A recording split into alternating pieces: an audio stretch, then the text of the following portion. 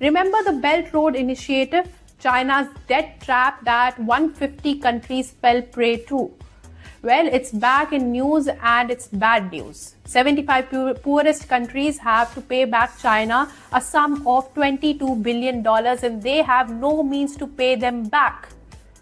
The countries include some which are already in a debt crisis like Laos, but China is also facing an economic slowdown. So what will it do? Here's the report. The world's poorest nations face a tidal wave of debt as debt repayments to China are hitting record highs in 2025.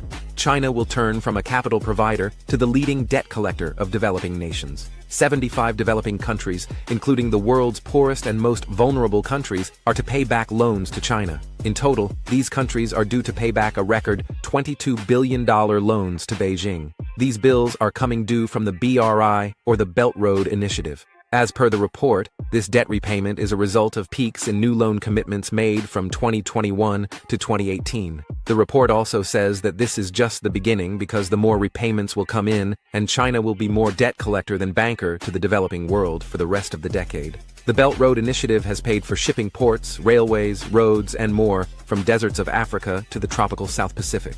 While the new lending is drying up, the debt repayment dates are due. But do these countries have the money to pay China back?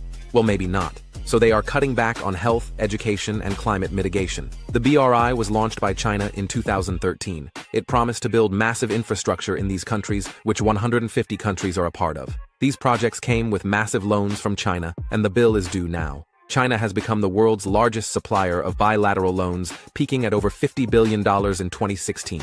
The BRI focused on countries that are poor. This was criticized as a debt trap by the world. China was accused of using debt trap diplomacy, like lending to countries that have no means to pay them back. China has in the past denied all these allegations of debt trapping poor countries. Now this payback comes at a time when the US has also cut aid to these countries. Countries like Mongolia, Dominican Republic, Honduras, Nicaragua, and more are in debt distress and have signed the BRI. It funds resource-rich countries like Brazil and Indonesia and increases its influence. Now China is also not in a good place economically, so now it will be challenging for China to structure these debt repayments and get them back from the countries. But how will it do that? Report says China could seek to parlay these debts for geopolitical leverage. So will the dragon eat the poorest countries? Well, time will tell.